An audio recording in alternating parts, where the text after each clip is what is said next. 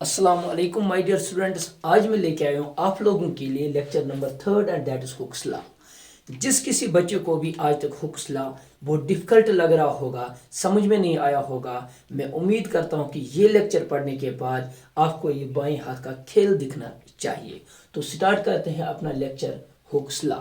इसके बाद हम पढ़ेंगे वेरिएशन ऑफ सिट्रस विद सिट्राइन, उसका जो ग्राफ है वो भी पढ़ेंगे। उसके बाद हम पढ़ेंगे types of materials, brittle materials को हम on the base of Hooke's law कैसे एक्सप्लेन करोगे और मेलेबल को हम कैसे एक्सप्लेन करेंगे। Let's start. हुक्स लॉ क्या कहता है? अभी तक हमने सिट्रस पढ़ा, हमने स्ट्रैंड पढ़ा, उनके टाइप्स पढ़े, इलास्टिसिटी क्या होती है वो सारी चीजें पढ़े। आज हम पढ़ने जा रहे हैं हुक्स लॉ। तो स्टार्ट करते हैं हुक्स लॉ से। Let us consider elastic material. एक इलास्टिक मटेरियल को मैं ले रहा हूं, रबर बैंड फॉर एग्जांपल। ये मैंने एक रूप लिया, एक फॉर एग्जांपल अपना छत एक यहाँ पे लिया, इसको मैंने यहाँ से, इससे मैंने एक इलास्टिक बैंड चिपकाया है। इसके साथ मैंने क्या चिपकाया? ये क्या है मेरे पास? Elastic band. इस इलास्टिक बैंड को जब मैं यहां से लगाता हूं लोड, यानी कि यहां से लगाता हूं फोर्स पर यूनिट एरिया, जब मैं इसको लगाऊंगा फॉर एग्जांपल 1 kg, कितना लगाऊंगा? 1 kg। अब इसकी लेंथ अगर पहले L थी, अब ये बिल्कुल L नहीं रहेगी, ये थोड़ी बहुत इंक्रीज हो जाएगी। जब ये थोड़ी बहुत बढ़ जाएगी तो मान लो ये लेंथ अब इतनी आ गई, थोड़ी बहुत बढ़ गई।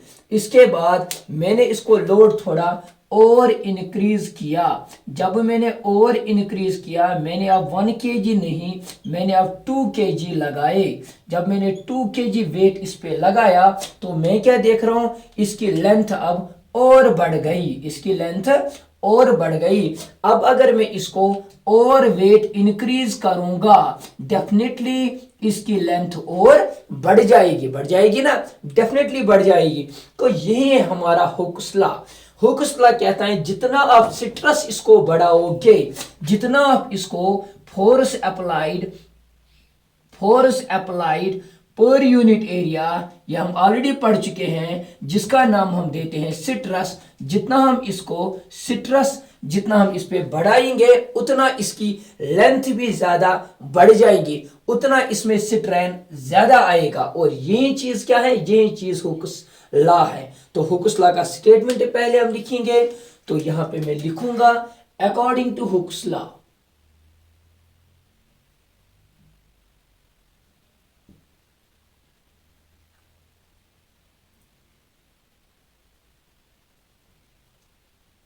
हुक्स लॉ, हुक्स लॉ क्या कहता है? Stress applied on a body या on a material is directly proportional to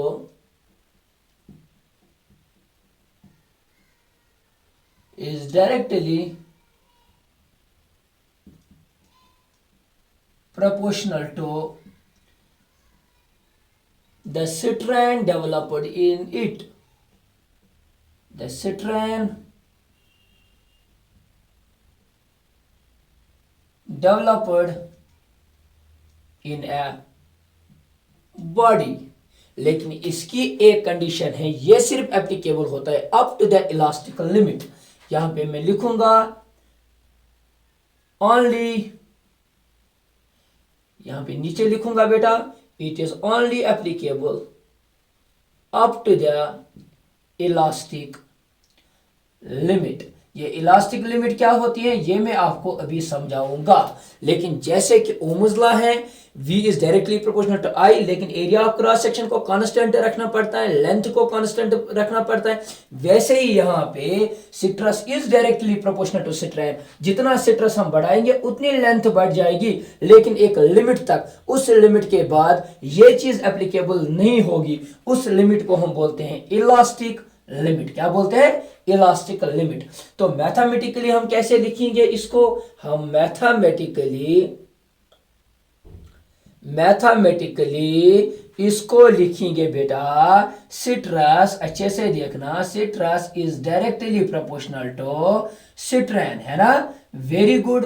तो यहां पे भी लिखेंगे हम stress is equal to some constant, उसको लिखेंगे ई, उसको क्या लिखेंगे E, stress is equal to some constant E into strain. Sir ये ई क्यों लिखा, क्योंकि डायरेक्टली प्रोपोर्शनलिटी को जब हम रिमूव करते हैं तो उसकी जगह हम क्या लिखते हैं, कांस्टेंट लिखते हैं। तो यहां पे क्या आएगा, व्हाट इज दिस ई, हम लिखेंगे E is constant of proportionality, constant of proportionality. इसको हम क्या बोलते हैं, कॉल्ड मॉडुलस ऑफ इलास्टिसिटी, इसको हम बोलते हैं मॉडुलस ऑफ इलास्टिसिटी। किसको बोलते हैं मॉडुलस ऑफ इलास्टिसिटी, इस ई को हम बोलते हैं मॉडुलस ऑफ इलास्टिसिटी। ठीक है, तो यहां तक आप लोग नोट कीजिए। तो हमारे पास क्या है, हमारे पास है सिट्रस, अच्छे से देखना, stress is equal to some modulus of elasticity into strain. अच्छे से देखना, अब इस मॉडुलस ऑफ इलास्टिसिटी तो हम पढ़ चुके हैं, सिट्रस भी हम पढ़ चुके हैं। अब हम देख लेते हैं ये मॉडुलस ऑफ इलास्टिसिटी क्या होता है। सबसे पहले दिस ई इज, पढ़ चुके हैं हम, ई इज मॉडुलस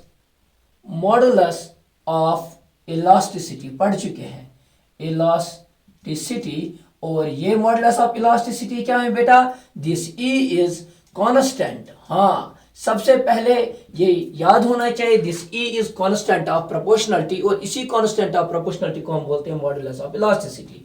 तो इसको अगर एक्सप्लेन करना होगा तो कैसे एक्सप्लेन करेंगे, हम लिखेंगे E इज इक्वल टू, इस सिट्रेन को इधर लेके आओ, E इज इक्वल टू बोलो सिट्रस डिवाइडेड बाय सिट्रेन। हाँ, यहां से आ गई डेफिनेशन मॉडुलस ऑफ इलास्टिसिटी की। Modulus of elasticity is ratio of stress to the strain. तो इसकी डेफिनेशन हम लिखते हैं, modulus of elasticity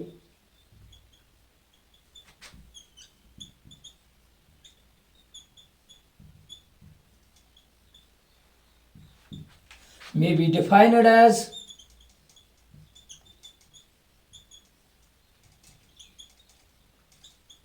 ratio of, ये है ratio of stress to that of what, strain. हाँ, ये आ गया मॉडुलस ऑफ इलास्टिसिटी की डेफिनेशन। अब इसके डायमेंशंस बताओ। इसके डायमेंशंस वही होंगे जो सिट्रस के होंगे। Why, because stress is unitless and dimensionless. हम लिखेंगे modulus of elasticity, modulus of elasticity has dimensions of किसके, सिट्रस के। वाई सिट्रस के, क्योंकि सर सिट्रेन इज डायमेंशनलेस। तो सिट्रस के डायमेंशनल फार्मूला क्या थे, इसके वही डायमेंशंस थे जो प्रेशर के थे। जो किसके थे बेटा, प्रेशर के। तो सिट्रस के डायमेंशनल फार्मूला हम साइड में लिखेंगे। यहाँ पे आप लोग देखोगे सिट्रस किसके बराबर था, हम लिख चुके हैं। जिसको पता नहीं हो वो यहाँ से देख सकता है। सिट्रस होता है force applied per unit area. तो यहाँ पे क्या आएगा, फोर्स की जगह m1 L2 L1 T raised power -2 divided by L2। तो यहाँ से एक कैंसिल हो जाएगा, ये ऊपर चला जाएगा। तो सिट्रस का डायमेंशनल फार्मूला आएगा m1 L raised power -1 T raised power -2। ये हम ऑलरेडी कर चुके हैं, अगर नहीं तो यहाँ पे आप देख सकते हो। तो ये क्या है, मॉडुलस ऑफ इलास्टिसिटी का डायमेंशनल फार्मूला बताओ। इसका डायमेंशनल फार्मूला है, ये जुबानी याद होना चाहिए, m1 L रेज्ड पावर -1 और T रेज्ड पावर -2। तो इसका SI यूनिट अब हम देखते हैं। इसका SI यूनिट जो है, SI यूनिट ऑफ किसका, मॉडुलस ऑफ इलास्टिसिटी, वो किसके बराबर आएगा, जो सिट्रस का होगा, because this is unitless and dimensionless. तो इसका SI यूनिट रहेगा न्यूटन पर मीटर स्क्वायर। और CGS यूनिट बताओ। इसका CGS यूनिट रहेगा डाइन पर सेंटीमीटर स्क्वायर।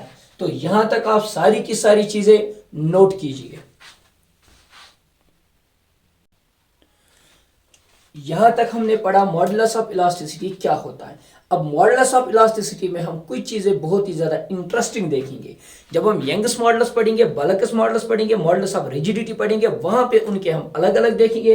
लेकिन अगर हम जनरल जो मॉडुलस ऑफ इलास्टिसिटी पढ़ रहे हैं उसकी कुछ प्रॉपर्टीज देखेंगे। सबसे पहले modulus of elasticity only and only, it only and only, अच्छे से देखना, it only and only depends upon, ये सिर्फ डिपेंड करता है, depends upon nature of material, nature of what material. हाँ, किस मटेरियल की आप बात कर रहे हो, किस मटेरियल पे आप सिट्रस लगा रहे हो, किस मटेरियल में आप सिट्रेन देख रहे हो, ये सिर्फ उसके नेचर पे डिपेंड कर रहा है। ये सिट्रस और सिट्रेन पे डिपेंड नहीं करता है। क्यों सर? क्योंकि सिट्रस, अच्छे से देखना, सिट्रस और सिट्रेन का रेशो एक मटेरियल के लिए ऑलवेज रहता है क्या? कांस्टेंट। जितना हम सिट्रस लगाएंगे उतना सिट्रेन आएगा। जितना, फॉर एग्जांपल मैंने सिट्रस लगाया 2 kg और सिट्रेन आ गया 2 मीटर, मैंने सिट्रेन को बढ़ाया 4 kg किया और सिट्रस आ गया 4 मीटर, मैंने सिट्रस को और बढ़ाया, मैंने 6 मीटर की 6 kg किया और ये आ गया 6 मीटर। जब मैं इनका रेशो कहीं पे भी निकालूंगा वो ऑलवेज आएगा 1 1 and 1। In real sense this is Hooke's law. Citrus और सिट्रेन का रेशो कांस्टेंट आना चाहिए एक मटेरियल का। इसीलिए ये सिट्रस और सिट्रेन पे डिपेंड नहीं करता है। क्यों? क्योंकि ये दोनों ऑलवेज क्या रहेंगे? कांस्टेंट। इन दोनों का रेशो ऑलवेज कांस्टेंट रहेगा, इन पे डिपेंड नहीं करेगा। ठीक है, तो आप आगे देखेंगे ये सिर्फ नेचर ऑफ मटेरियल पे डिपेंड करता है। हाँ, तो यहां पे हम लिख सकते हैं बेटा दूसरी फैक्ट, इसके जो इंपॉर्टेंट फैक्ट है किसके? मॉडुलस ऑफ इलास्टिसिटी, वो ये है बेटा, it is independent, it is independent of its area of cross section, area, length, है ना, और एटसेट्रा एटसेट्रा। इन चीजों पे बिल्कुल भी ये डिपेंड नहीं करता है। एरिया कैसा मटेरियल का होगा, लेंथ कैसी होगी, व्हाई? बिकॉज ये सारी टर्म्स हमारी मॉडुलस ऑफ इलास्टिसिटी में नहीं आती है। ठीक है, और तीसरी इंपॉर्टेंट चीज, मॉडुलस ऑफ इलास्टिसिटी जो है, मॉडुलस ऑफ इलास्टिसिटी जो बेटा है उसके डायमेंशंस सेम होते हैं। मॉडुलस ऑफ इलास्टिसिटी के जो डायमेंशंस होते हैं, वो होते हैं सेम, एज दैट ऑफ, जैसे मैंने पहले ही लिखा, एज दैट ऑफ प्रेशर और किसके? सिट्रस के और यंगस मॉडुलस के। ये क्या होता है ये मैं आपको पढ़ाऊंगा। मॉडुलस के, बल्कस मॉडुलस के, अच्छे से देखना, मॉडुलस के और सर मॉडुलस ऑफ रिजिडिटी और मॉडुलस ऑफ रिजिडिटी, इन सब के डायमेंशंस सेम होते हैं। तो ये सारी चीजें आप नोट कीजिए। हम पढ़ रहे थे हुक्स लॉ और उसके साथ साथ हमने पढ़ा मॉडुलस ऑफ इलास्टिसिटी। और एक इंटरेस्टिंग फैक्ट मैं आपको यहां पे बताऊंगा जो मैं आपको ग्राफ्स में बता चुका हूं। वो फैक्ट क्या है? वो ये था, जब भी हमें कहीं पे स्लोप देखना होता था, अच्छे से इस चीज को देख लेना, जब भी हमें कहीं पे क्या देखना होता था? स्लोप को हम बोलते हैं चढ़ाई, यानी कि कशीर पढ़ेंगे चढ़ाई। तो वो हमें मैथमेटिक्स में कौन देता है? वो हमें देता है tan ऑफ थीटा। जिसको पता नहीं है ये, जिसको ये समझ नहीं आ रहा होगा, वो मेरे ग्राफ्स वाला पोर्शन देखेगा, वहां पे उसको समझ में आएगा। अब देखो, तो अगर मैंने एक साइड से लिख दिया बेटा सिट्रस, क्या लिखा? अच्छे से देखना, और दूसरे साइड से अगर मैंने लिखा सिट्रेन, तो अगर मैं यहां पे एक लाइन को ड्रा करूंगा ऐसे, इस लाइन का एक स्लोप आता है, एक चढ़ाई इसकी थीटा आती है। तो यहां पे अगर मैं देखूंगा स्लोप किसके बराबर होता है? tan theta. tan थीटा बराबर होता है परपेंडिकुलर बाय बेस के, और यहां पे परपेंडिकुलर क्या है मेरा, सिट्रस, और मेरी बेस क्या है बेटा, सिट्रेन। तो मैं लिखूंगा यहां पे परपेंडिकुलर की जगह, जल्दी से बोलो, सिट्रस, और बेस की जगह क्या लिखूंगा, सिट्रेन। हाँ, ये जब सिट्रस अपॉन सिट्रेन जो होता है, यही होता है हमारा मॉडुलस ऑफ इलास्टिसिटी। तो मैं लिखूंगा this will give us E. तो इससे मुझे क्या समझ में आएगा, the slope of stress strain curve, the slope of stress strain graph gives us what, modulus of elasticity. Note down one of the most important thing, the slope of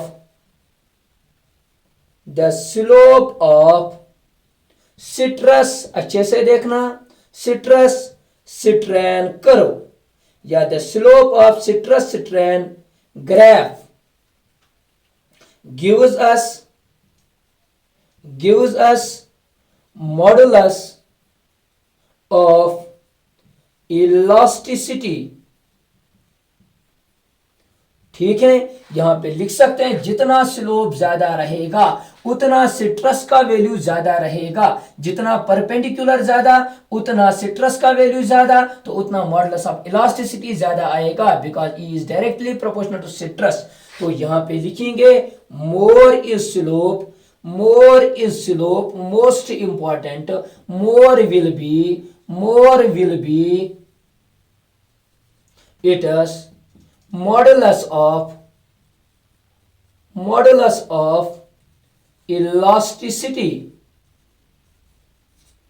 less is slope, vice versa यहां पे लिखेंगे less is slope, less will be it is modulus of elasticity। अब अगर मैं एक छोटा सा numerical यहां पे लिखूंगा, इसको मैं पहले रब करूंगा। अब अगर मैं एक छोटा सा न्यूमेरिकल यहां पे लिखूंगा तो आप मुझे उसका जवाब बताओगे कमेंट बॉक्स में कि किसका मॉडुलस ऑफ इलास्टिसिटी ज्यादा होगा। ये रहा बेटा एक graph, this is stress, this is stress, this is strain. अच्छे से देखना, ये पहला, इसमें 4 मटेरियल का ग्राफ गिवन है। This is material number first, line number 1, ठीक है। Line number second represents material number 2 and line number third, and line number third represents material number third. Material first, material second और material third. सबसे ज्यादा slope किसका है, सबसे ज्यादा slope material number third का है, तो सबसे ज्यादा मॉडुलस ऑफ इलास्टिसिटी थर्ड का होगा। तो मैं बोल सकता हूं मॉडुलस ऑफ इलास्टिसिटी